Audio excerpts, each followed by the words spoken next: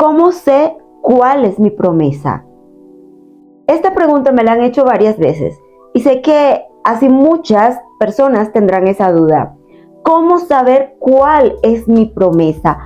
Porque yo escucho a otras que dicen, Dios me dio una promesa y a mí no me la ha dado. Esto lo cuestionan demasiado.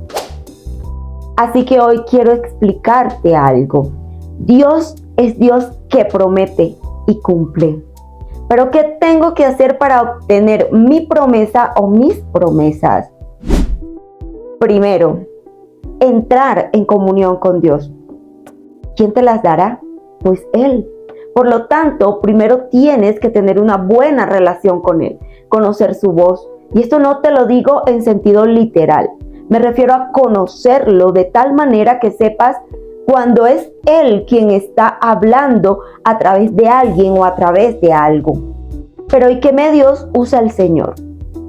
Este es también el segundo punto. Su palabra escrita en la Biblia. Así es, para ello tienes que leer y no leer al azar, donde caiga. Tienes que tener una vida de lectura y oración. Eso es tener una comunión con Dios. Lees para conocerlo y oras para entablar esa comunicación. Al leer con entendimiento, el discernimiento no te dejará asumir versículos como promesas o como mandatos de Dios, si no son para ti. Por ejemplo, muchos creen que Proverbios es un conjunto de promesas, cuando en realidad son principios y consejos. Imagínate otra cosa, si al azar el dedo te cae en Génesis 22, 1, 2. Y dijo él, toma a tu único hijo, al que amas, a Isaac, y vete a la tierra de Moriah, y ofrécelo allí en holocausto sobre uno de los montes que yo te diré. Esta enseñanza fue específica para Abraham. ¿Y qué tal si a ti te aparece en ese momento al azar? Nosotros en Restaura siempre recomendamos leer la Biblia desde el Génesis. Se llama principio y en ese orden, libro por libro, capítulo a capítulo. Sigue la historia, ve desarrollando entendimiento para que no saques de contexto un versículo y para que puedas entender a qué o a quién se refiere. Para que puedas entender qué te quiere decir Dios a ti o no. Tercero, a través de sueños, pero sueños de Él. Recuerda que esto lo explicamos en un video anterior referente a los sueños. Y abro un paréntesis para resumir. Hay varias clases de sueños. Por ejemplo, hay sueños almáticos. Sueños que pueden ser los deseos originados por los deseos de nuestro corazón. Que soñé que abrazaba a mi esposo y él me decía que me ama. Que soñé que mi esposo venía con maletas, que regresaba y me pedía perdón. No son sueños malos, son anhelos del corazón, pero no son una revelación. No siempre son una revelación. Hay también sueños convencionales. Los sueños convencionales son aquellos más comunes, los que tratan sobre temas de nuestra vida cotidiana, preocupaciones, pendientes. En ellos toman protagonismo personas, experiencias y cosas que forman parte de nuestro día a día. A pesar de que cuando nos levantamos generalmente nos olvidamos de su contenido. Pueden ser generados también por una película que vimos, por una comida pesada, por una medicina, por alguna enfermedad. También encontramos sueños espirituales que se dividen en dos. Sueños de Dios. Te da una palabra o un versículo bíblico. Te permite ver o presenciar situaciones para advertencia. Sueños de revelación para que ores y estés atenta o preparada. Pueden ser también sueños proféticos o de promesa. Pero ojo aquí, es fácil confundirlos con nuestros anhelos. Pide confirmación al Señor y Él te confirmará, sea a través de una prédica en tu iglesia, sea a través de la Biblia, sea a través de una persona. Pero bueno, también tenemos dentro de los sueños espirituales sueños del diablo. Y no porque Él entre a tu mente. Esto solo pasa a personas que hacen pactos con Él y le sirven, etc. Este es otro tema. Sino porque abres puertas, le entregas tus debilidades dándole ventaja y Él manipula de tal manera que terminas soñando cosas a las que tú le temes. Ejemplo, les conté que soñé en ese tiempo de separación con mi esposo, con un notario, etc. Esto me llevó a pensar en el divorcio. Entré en pánico y el enemigo se aprovechó de esto, haciéndome ver cosas que no eran ciertas. Pero, ¿de dónde vino esto? El origen fue el miedo. Sí, mi miedo, porque llegué a contemplar esto. Y este tipo de sueños lleva a contaminar, a desgastar, a acusar, a debilitar, a robar la paz y hasta la salud mental. Esa es la intención del diablo. Y cierro paréntesis. Ahora quiero dejarte algo muy claro. Antes que te pongas en la tarea de buscar a tu manera y desesperadamente la promesa. Resulta que las promesas de Dios para sus hijos están aquí. Desde el Génesis hasta el Apocalipsis. Y como te decía, solo debes empezar a leer buscando no la promesa, sino el entendimiento. Primero el entendimiento de la palabra, para poder identificar cuando Dios te quiere hablar, cuando Dios te está respondiendo o cuando Dios te está ordenando hacer algo en acto de fe a ti. Hay literalmente cientos de promesas de Dios en la Biblia. Pero ¿cómo podemos saber cuáles promesas se aplican a nosotros y cuáles promesas podemos reclamar? Ahora, debemos tener en cuenta que también hay promesas generales y promesas específicas. Una promesa general es una que el Espíritu Santo da para toda esa comunidad que decide creer al leer. Cuando el autor escribió la promesa, él no estableció límites de tiempo o destinatario. Un ejemplo de una promesa general es Primera de Juan 1:9. Si confesamos nuestros pecados, Él es fiel y justo para perdonar nuestros pecados y limpiarnos de toda maldad. Esta promesa se basa en la naturaleza del perdón de Dios y está disponible para todos los creyentes de todo el mundo. Otro ejemplo de una promesa general es Filipenses 4:7. Y la paz de Dios, que sobrepasa todo entendimiento, guardará vuestros corazones y vuestros pensamientos en Cristo Jesús. Esta promesa se hace a todos los creyentes que, negándose a preocuparse, traen sus peticiones a Dios. Quiero que tengas en cuenta también estos 3 puntos antes de agarrar una promesa para ti. Primero, las promesas de Dios a menudo son condicionales. Busca la palabra sí en el contexto. Segundo, una promesa no hace que Dios se doblegue a nuestra voluntad. Dios nos da promesas para ayudarnos a someternos mejor a su voluntad y confiar en Él. Tercero, no asumas saber exactamente cuándo, dónde y cómo es que las promesas de Dios se cumplirán en tu vida. Porque es que la mala interpretación de la Biblia puede llevarnos a creer que somos merecedores de algo que en realidad nunca estuvo destinado a ser nuestro. Y esto lo hablo no en cuanto a la restauración matrimonial, sino en aquellas peticiones que no van alineadas a los principios o a la voluntad de Dios. Y para evitar esta clase de errores debemos aprender a diferenciar cuáles de ellas se aplican a nuestra vida y cuáles no. Habrá quien en su mal entendimiento esté orando a Dios por el hombre ajeno y puede hasta agarrarse a su interpretación de una promesa de Dios según ella. ¿Me explico? Ahora, ¿qué tenemos que hacer para no caer en estos errores? Número 1, conocer el contexto de la promesa. Una equivocación muy frecuente es leer un solo versículo e ignorar el contexto en el que se dijo. Si en un caso en específico Dios le dice algo a alguien, es porque esa promesa iba referida solo a esa persona. Y esto es una promesa específica, ya que es hecha a personas específicas en momentos específicos.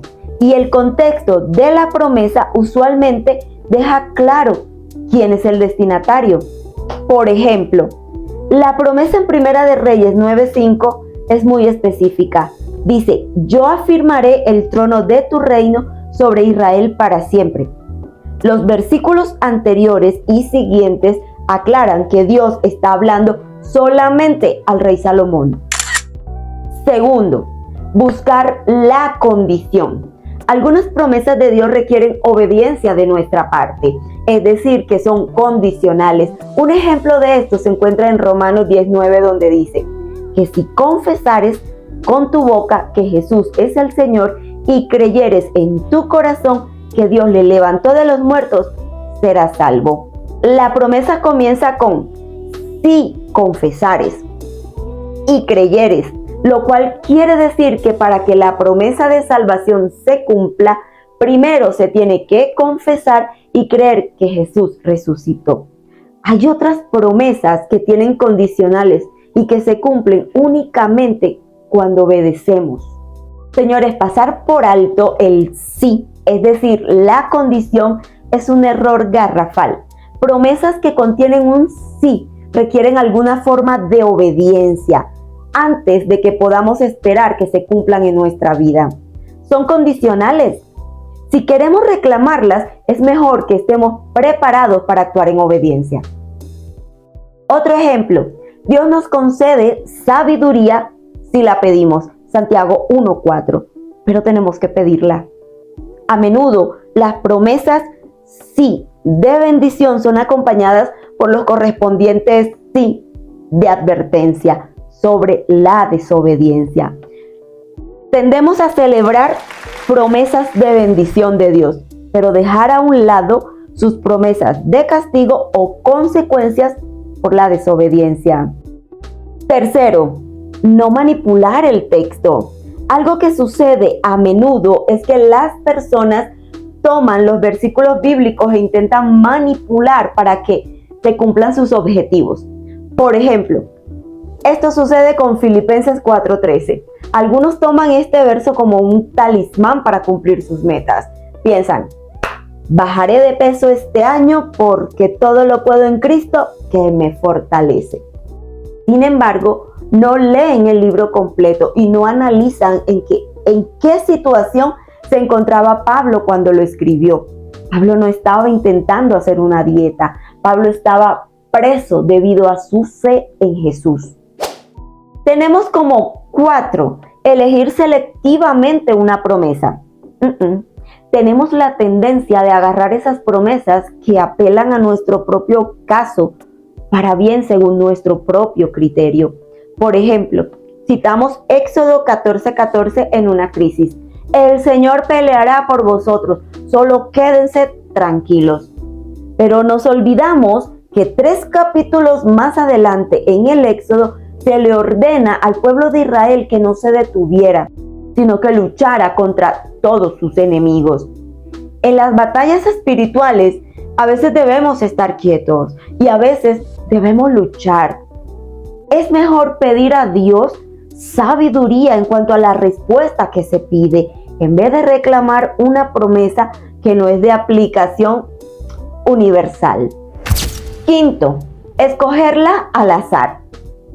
No es sabio abrir la Biblia al azar y esperar que lo que leamos sea una promesa de Dios. Para entender qué promesas se aplican en nuestra vida, debemos tener una comunicación estrecha con Dios a través de la oración. La lectura de la Biblia y la oración van de la mano y no pueden funcionar adecuadamente si están separadas. Es a través de la oración que pedimos sabiduría y discernimiento para que Dios hable a nuestras vidas y nos enseñe. Además, cuando oramos, dejamos que Dios nos conozca y se revele las verdaderas intenciones de nuestro corazón. Y es que claro, no hay nada más reconfortante que una promesa hecha y cumplida, pero también nada hiere más que una promesa sin cumplir. Saber que adoramos a un Dios que cumple sus promesas es una fuente de sumo gozo. Pero este conocimiento mal aplicado también puede llevarnos a buscar promesas en las Escrituras de forma errada, de forma equivocada. 6. No limitar una promesa a tu propio entendimiento. Incluso cuando reconocemos una promesa de manera correcta, como hecha para nosotros, a menudo imponemos nuestra propia comprensión de cómo se cumplirá o tenemos la tentación de imponer nuestra propia línea de tiempo en su cumplimiento. Sí, Dios tiene planes para ustedes, planes de paz y no de mal, dice Jeremías 29:11. Pero como en el caso de las personas a las que esas palabras fueron escritas originalmente, ese ustedes es más probable que sea una referencia colectiva a la comunidad de creyentes. Y ese plan se puede llevar a cabo a través de los siglos, en formas que posiblemente no podremos predecir. Ahora, reconocer ese propósito no disminuye la belleza de esta promesa, ¿verdad? La maravilla y la fe que los planes de Dios siempre serán buenos para sus hijos, para aquellos que creen en Él. Número 7. No confundir promesas con principios. El libro de Proverbios es a menudo confundido con un libro de promesas, cuando en realidad se trata de un libro de principios. El principio de, por ejemplo, instruye al niño en su camino y aun cuando fuere viejo, no se apartará de él. Proverbio 22:6. Es generalmente cierto y algo sabio para seguir, pero no es una garantía de que cada niño criado en la instrucción piadosa o religiosa se convertirá en un creyente de Jesús. Es un principio, no una promesa. Número 8. Examina tus motivaciones. Si una promesa en las Escrituras te llama la atención, pregúntate por qué. ¿Qué miedo o qué necesidad está detrás de tu deseo de reclamar esa promesa para ti? ¿Qué seguridad estás buscando más allá de la seguridad de tu alma que es únicamente garantizada por Cristo? Piensa si reclamar esa promesa te ayuda a someterte al gobierno de Dios. ¿Te ayudaría el cumplimiento de esa promesa a crecer en tu vida espiritual? Señores, conclusión. Un prospecto de promesa, antes de escribirla en una tarjeta y pegarla en el refri, antes de publicarla en Instagram o declararla como versículo de vida, haz un estudio a fondo de dónde vino la promesa, en las Escrituras y en la historia bíblica. Asegúrate de que sea una promesa general, no una promesa específica para otra persona. O simplemente un principio general para tener en cuenta. Verifica que no haya un sí que pueda cambiar su aplicación. Y recuerda, la Biblia está llena de promesas inequívocas de nuestro Dios que podemos celebrar con certeza. Y aquí hay algunas. Santiago 1:5. Él promete darnos sabiduría si pedimos. Primera de Corintios 10:13. Él promete proporcionarnos una manera de salir de la tentación. Hebreos 13:5. Él promete que nunca nos dejará ni nos abandonará. Filipenses 1:6. Él promete acabar la buena obra que ha comenzado en nosotros. Lucas 12:40. Aleluya. Él promete regresar. Estas promesas son seguras y firmes. ¿Te das cuenta que tienen mucho más que decir acerca de quién es Dios y cómo nos está santificando que de una circunstancia especial o particular o resultado específico? No se nos ha prometido certeza en nuestra circunstancia, pero se nos promete certeza en el Dios de nuestras circunstancias. Y eso es el ancla para el alma, esa es nuestra ancla en la fe. Y por último, cuando estés segura de tu promesa, aprende a caminar bajo ella, aprende a defenderla. Tener una promesa y no tener fe